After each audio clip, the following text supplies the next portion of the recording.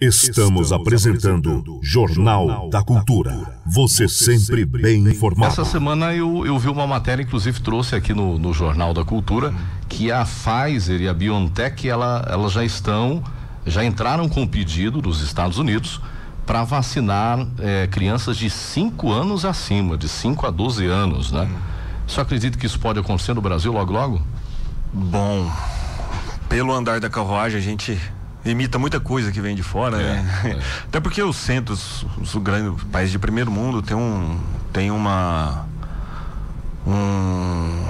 sistema de saúde onde a estatística, onde o estudo é mais direto e tem a resposta rápida. Sim.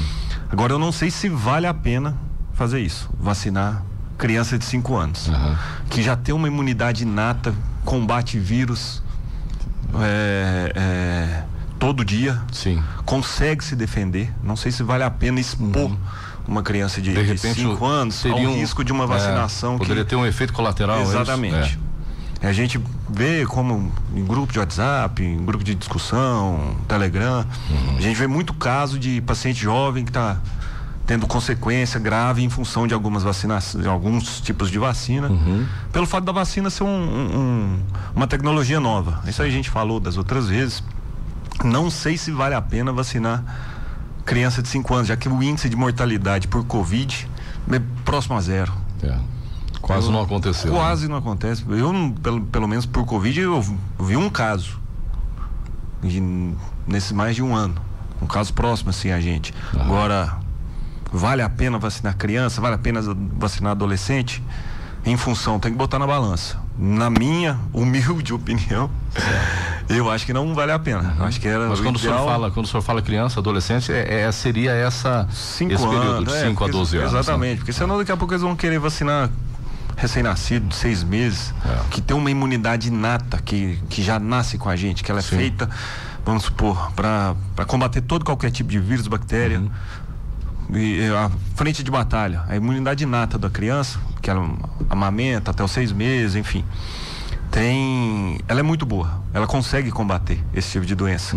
Na minha opinião, não precisaria de uma vacina. Eu, por exemplo, não vacinarei o meu filho. De repente até, poxa, minha opinião não vale, porque eu não sou especialista, né? Mas de repente poderia até frear o organismo de uma criança de não deixar produzir. Exatamente. Criança tem que ser exposta a esse tipo de vírus com baixa letalidade. Ela tem que criar o sistema imune dela maduro. Você expor ela vacinar, por exemplo, numa partícula de RNA, às vezes você seleciona para lá no futuro essa criança conseguir se defender, o sistema imune dela se defender para o vírus que só tem aquela partícula de RNA na qual ela foi vacinada. Se entra um vírus, faz uma mutação e chega de uma forma diferente, às vezes não vai conseguir. E a imunidade inata da criança conseguiria tirar isso de letra. Por isso que eu acho que não caberia. Bom, mas é uma opinião humilde de um cirurgião Vamos geral. aguardar. Eu acredito que muitos estudiosos vão pensar muito sério nessa questão, né? O pedido hoje é da Pfizer, da BioNTech, porque eles são totalmente favorecidos com isso, né? É o dono da empresa. O jogo econômico aí, o pessoal que tá... Exatamente. Então, mas é claro que eu acho até bacana essa situação do Brasil não servir de cobaia, né? A cobaia está sendo os Estados Unidos, a Itália, a Alemanha, enfim. Depois vem pra cá, né? Exatamente. Vamos ver o que acontece. Vamos ver o que acontece lá. Depois a gente importa, ou não, essa medida. Doutor, ao decorrer desse ano a gente falou aqui também sobre essa questão das sequelas, né? E é algo muito evidente nas pessoas que tiveram o Covid-19. Algumas com uma sequela um pouco menor, aquela falta de memória, né? Eu mesmo perdi cabelo durante uns 5, 6 meses, já deixei de cair cabelo. Parece que é um determinado tempo realmente, né? E existem as pessoas que têm sequelas gravíssimas, né? E qual é o seu pensamento sobre essa questão? A gente teve recentemente, inclusive, um jovem que teve uma sequela assim triste, né? Estava internado, inclusive.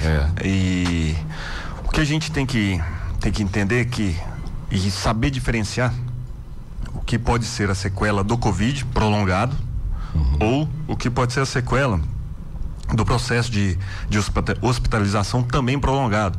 Às vezes o paciente ficou muito tempo entubado, teve alguma dificuldade para entubar, faltou ali por 2, 3, 5, não estou falando que foi isso que aconteceu com esse paciente. Não, tá? sim, claro. Acontece com os pacientes geral, em geral, isso. Às vezes ficou uns 5 minutos com uma oxigenação cerebral muito deficiente, isso pode matar, levar a lesão de célula do cérebro. Realmente o cérebro morrer, algumas partes. Como se fosse um derrame, vamos dizer assim. Um AVC. E isso, logicamente, vai acarretar, vai ter consequências. A pessoa pode deixar de conversar às vezes, pode deixar de se mexer, pode, o que a gente fala aí no leigo, ficar em estado vegetativo, que é o que está acontecendo com esse jovem em particular e em muitas outras pessoas também. Agora, o pós-Covid, o que a gente vê, estuda e lê, de 6 meses, alguns pacientes, poucos até 8 meses. Depois recupera. Pela cascata inflamatória que ele desencadeia. Sim. E o nosso organismo, aos poucos, ele vai conseguindo fazer esse equilíbrio, que é fundamental.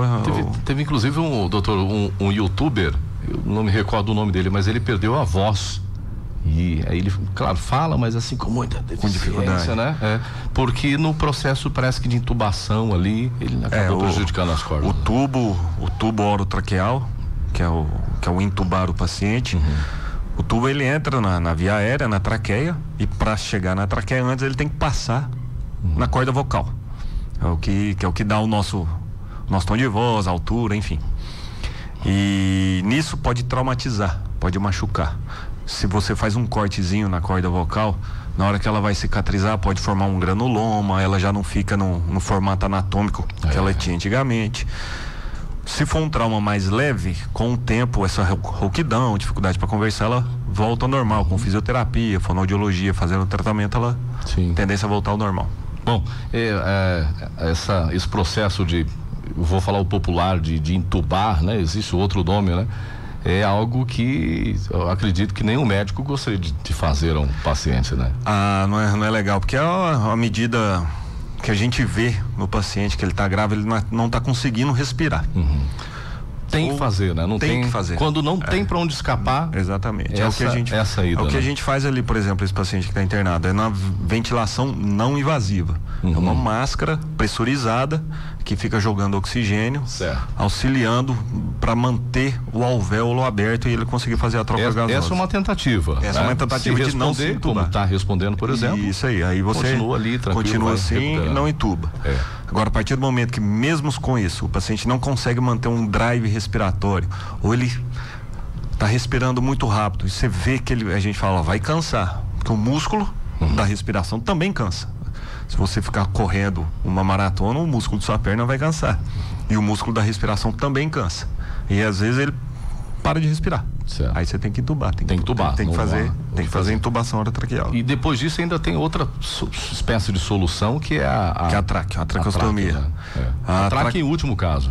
Não, a traqueostomia a gente faz quando tem uma intubação prolongada. Por exemplo, mais de 14, mais de 15 dias de intubação, lá na ponta do tubo a gente tem um balonete de ar que a gente insufla e ele, em contato com a traqueia, vai por 14 dias, faz um processo inflamatório intenso e muitas vezes ele forma um anel fibroso que diminui o calibre da via aérea.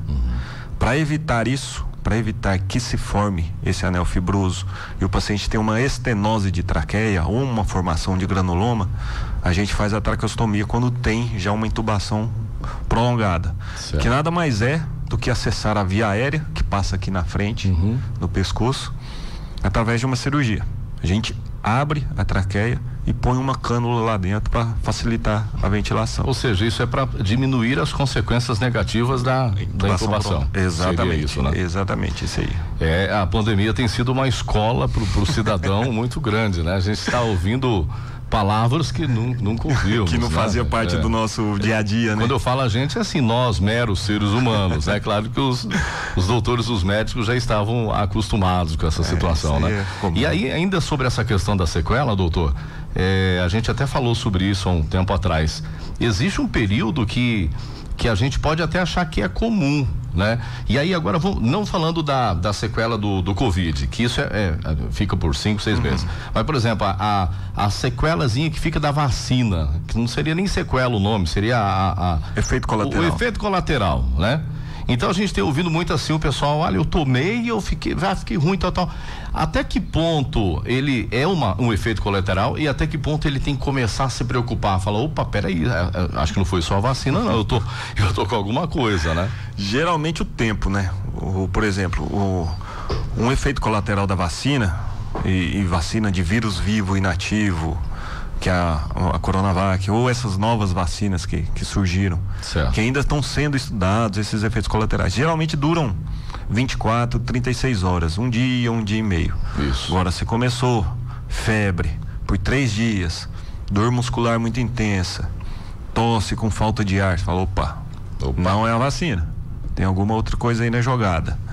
Mas geralmente é o tempo de efeito colateral que apresenta dos sintomas do paciente. Ou seja, se manter, você já falou, olha, sinal vermelho, né? E geralmente os efeitos colaterais melhoram com uma dipirona, um paracetamol, repouso, fica tranquilo, no outro dia já tá bem melhor. Até porque eu acho que a partir de agora, que a gente está chegando a esse final, nesse quase final de Covid, eu acho que o pessoal não pode colocar na cabeça que tá acabando, que acabou, não, porque não acabou ainda não, né? Mas enfim, eu acho que agora retornam as outras doenças, porque eu não sei se o cidadão que está me ouvindo sabe, mas existem outras doenças também, né? Existem outras complicações de saúde, não é só Covid, não é né? Só COVID. Já começou a aparecer no hospital pessoas que estão com outras doenças? O sazonal aqui da região, do Brasil, né?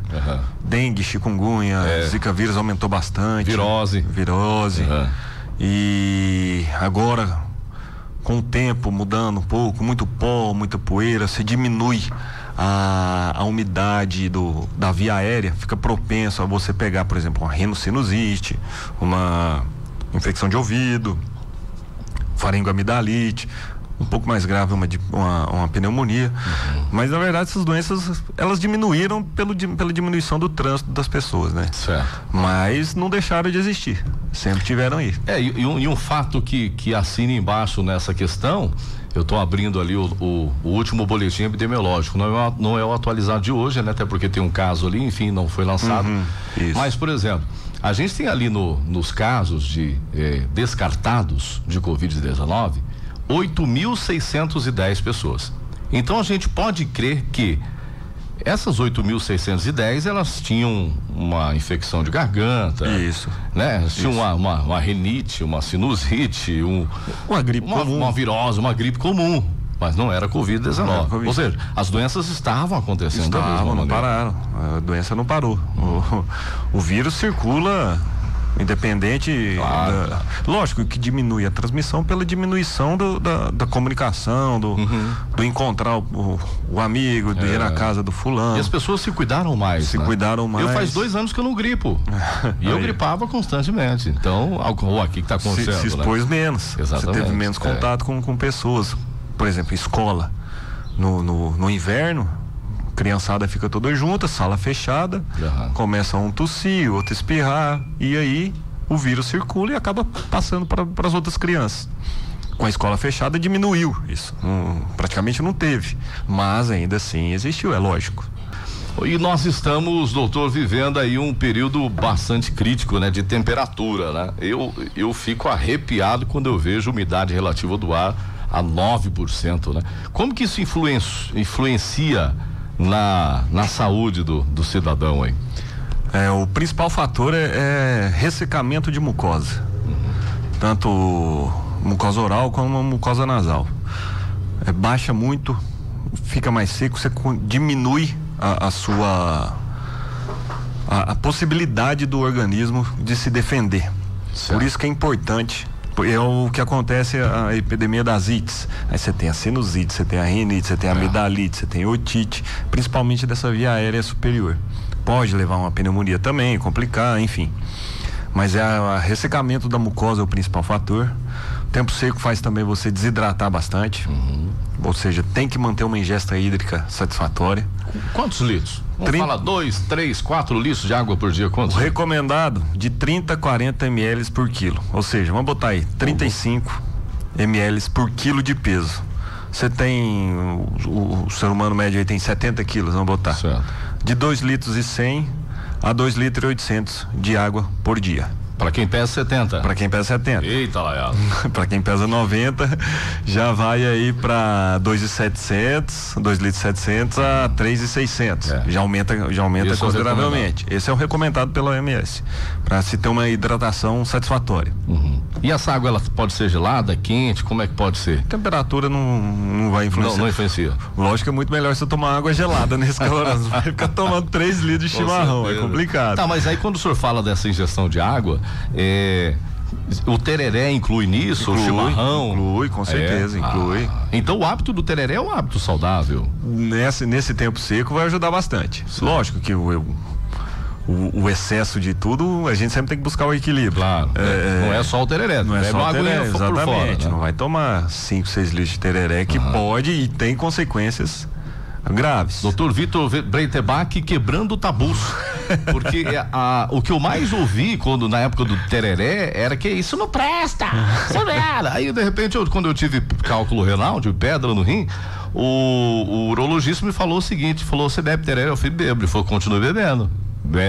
Dobra seu tereré. Ele falou, só que não esquece que você tem que tomar água também. Ele falou. Hidrata bastante. Então, o tereré, dentre outras substâncias, tem muita cafeína também. Pode você tomar demais, pode atacar o estômago, você vai prejudicar sua noite de sono, enfim. É porque o tereré é viciante e tem um porquê. Tem. Não acha que é só erva ali, não. Tem alguma coisa ali. Tem a cafeína. Principal é a cafeína que provoca esse vício, né? Mas é recomendado, então. Claro que tudo em exagero vai fazer mal, né? Mas nesse calor, sem problema. Mas e o chimarrão, que a água é quente? A água quente não faz mal pro cidadão? Vai fazer ele suar um pouco mais, né? Mas, de qualquer maneira... Não faz mal? Não. Chimarrão e tereré é basicamente a mesma bebida. Mas o que difere é a temperatura, que é a mesma folha, né? É a mesma erva. Bem dizer, E só vai mudar a temperatura, mas a hidratação, se não exagerar também. Então a gauchada pode ficar tranquila e a galera do tereré também. Pode ficar tranquilo. Bom, e aí essa questão da injeção de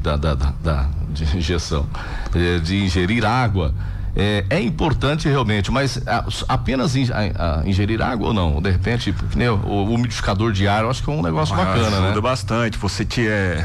Aqui a gente tem uma planície, né? Quando venta, entra muito pó, muita poeira. Muito pó. Tem que passar pano na casa praticamente todo santo dia para tirar aquele pó, diminuir o ácaro também. Sim. Umidificar o ambiente onde você vai dormir, o ambiente de trabalho no ar-condicionado, que o ar-condicionado tira muita umidade do ar também. Olha só. E por isso que é importante essa ingesta de água, assim como umidificar o ambiente também, que também vai favorecer para melhorar aí a sua imunidade. Lógico que imunidade, não existe um remédio santo que vai aumentar a sua imunidade, é um conjunto de fatores e medidas e estados emocionais que fazem com que você tenha uma imunidade satisfatória, que fique menos doente. E a água é fundamental nesse processo. Afinal de contas, 70% do nosso organismo é água. Exatamente. Ainda voltando a essa questão da umidificação, olha que palavra difícil, senhor, do ambiente, né? De repente a pessoa não tem um umidificador, né? E aí vovó já dizia, molha uma toalha, coloca na porta, isso faz a diferença também. Com certeza. Molhar uma toalha, deixar um balde, uma bacia de água no quarto, na sala, isso vai ajudar demais, porque a água vai evaporar e vai ficar ali no ambiente. Sim. E essa é a intenção, realmente. E essa é a intenção, é isso que a gente está buscando. Bom, e a gente percebe que depois, nesse pós-Covid, esse pessoal muito dentro de casa, claro, tem gente que respeitou, tem gente que não respeitou, né? Mas tem gente que ficou muito em casa, né? E eu acho que isso diminui a imunidade também, né, doutor? Diminui, vamos dizer assim, porque como eu falei, a imunidade não é um fator único, ela é uma soma de fatores. E o psicológico influencia demais. Por exemplo, uma pessoa muito estressada, que tem herpes. A hora que ela passa por aquele estresse, aparece a herpes. O estresse, o isolamento social, você não conseguir viajar, você não conseguir ver um amigo seu de infância, isso tudo vai te deixando ansioso, vai te deixando mais... As perdas também. Exatamente, o principal, né? Perda de ente próximo, de amigo, de familiar, enfim. Isso diminui... Problema financeiro. Tudo que a gente viveu na pandemia. Tudo que a gente, exatamente. Insegurança. Você vê como que isso influencia totalmente na imunidade. O seu psicológico faz você ter uma defesa melhor para o que vem de fora. E aliado a uma alimentação saudável, práticas de exercício físico. É como o senhor diz, não é apenas uma coisa. Não adianta eu estar muito bem, minha cabeça não está comendo, está bebendo, não está fazendo nada, né? O paciente chega no consultório, doutor, eu preciso melhorar a minha imunidade. Meu amigo, não é um comprimido ou um... Não existe esses remédios santos que falam, olha, a sua imunidade vai andar. Não existe. É comer bem. Comer bem, dormir bem, tá equilibrado. O principal é o equilíbrio. Mas quando o senhor fala em comer bem, não é comer tudo que vem na frente. Exatamente. Não é só encher barriga. Tem que comer com qualidade, procurar alimento mais saudável, frutas, verduras orgânicas que a gente encontra aqui na feira de produtor da região, que a gente não pensa, né? Saudável. A gente vai no supermercado, compra, faz o rancho lá no supermercado, muitas coisas vêm de fora que a gente não sabe a origem. Exatamente. E eu acho que isso é importante, além de ajudar o comércio local, do pequeno produtor aqui. Vai na feira, compra lá sua verdura, sua fruta, do local que a gente sabe a origem. E poucos têm essa oportunidade que a gente tem, né? De poder comprar algo que veio dali, ó. Veio dali, né? Aqui do lado. Nas grandes cidades isso não existe. Difícil. Né?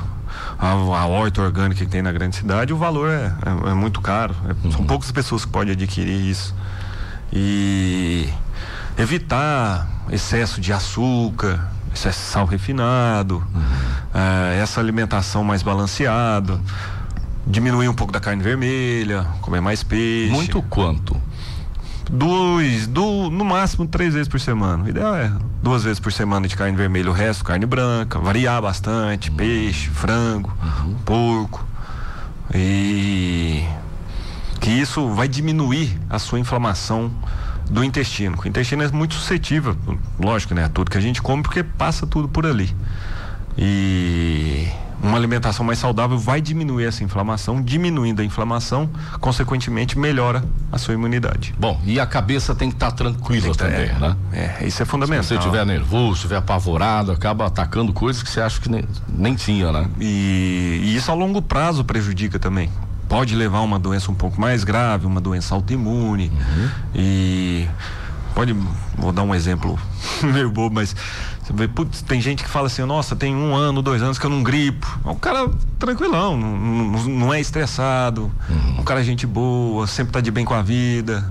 E isso influencia muito. É isso que a gente tem que botar na cabeça também, que tem que ter a cabeça boa, diminuir o estresse, o cortisol, manter taxa mais baixa, isso não influencia. Vai melhorar a imunidade. Vai melhorar a sua imunidade também. Nesses tempos de quase pós-Covid, né? Quase final de pandemia. Não pode falar que acabou não, viu, doutor? Fala que acabou não. Eu errei minha previsão, mas segue o jogo. Verdade. Bom, e ainda sobre essa questão de imunidade, né? Vamos trazer outro exemplo aqui que é característico do cidadão brasileiro. O Papa já disse, né? Vocês salvam não, vocês estão bebendo demais, meu filho, né? A bebida alcoólica, ela diminui a imunidade do ser? Diminui de diversas maneiras. O álcool por si só já é tóxico, né? Ele já vai sobrecarregar seu fígado, que é o que dá ressaca com o formaldeído, ele vai acumular no seu corpo, você vai desidratar, porque o álcool inibe um hormônio também lá no cérebro, que faz você ir várias vezes ao banheiro, diminui a quantidade de água no seu organismo. E além do que ele é tóxico de uma maneira geral. Tóxico, né? Tudo em excesso vai prejudicar. Tomar um pouco ali um vinho. Sim. Na janta, um cálice aí, tranquilo, não tem problema. Até porque o componente do vinho vai te ajudar na artéria. Faz bem, né? Faz bem. Eu me recordo que um bate-papo nosso aqui, eu perguntei, doutor, se o senhor fosse indicar a gente beber alguma coisa, o que seria?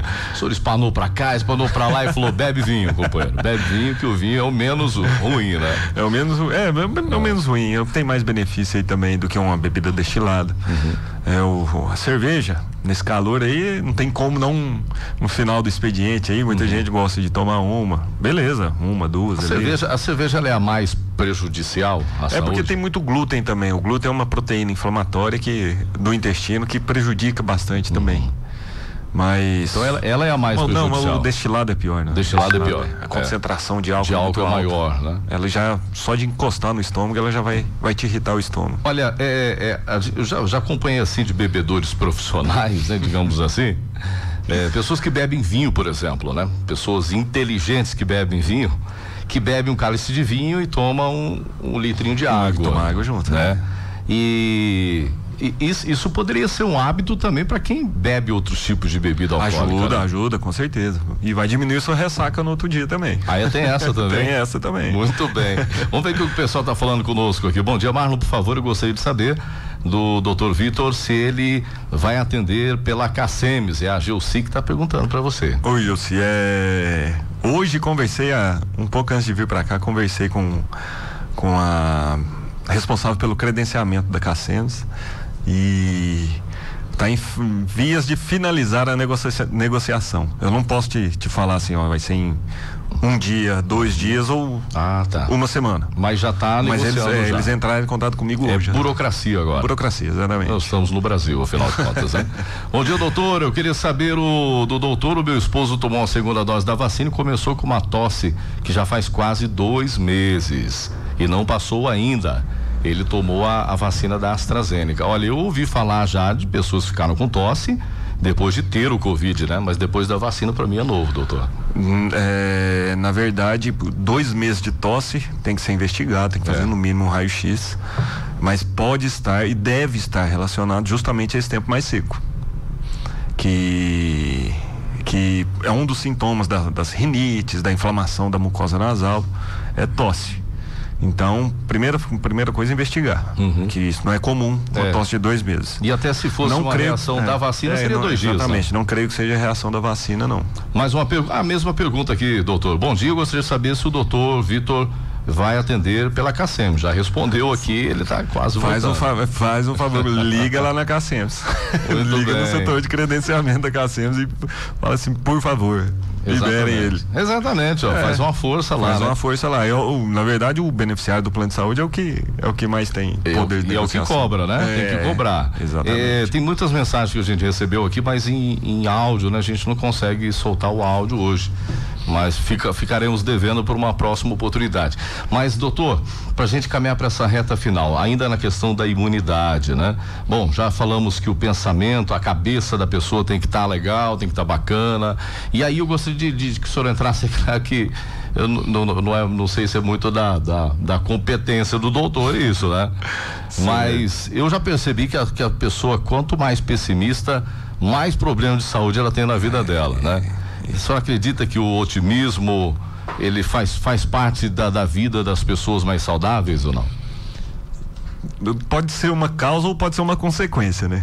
Mas eu acho que a pessoa otimista ela vê a vida de uma maneira diferente.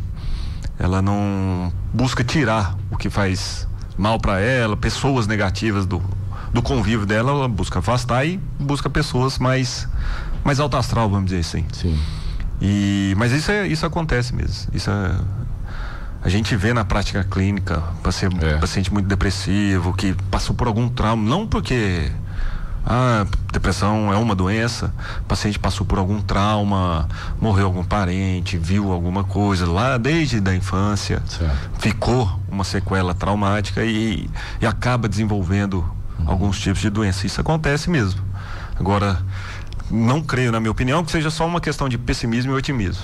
Isso o otimismo, para mim, seria uma manifestação da personalidade da pessoa e que vê a vida de uma maneira diferente. Muito bem. Doutor, obrigado pela sua visita aqui na 97.3. Mês que vem a gente vai estar de volta de novo. Opa.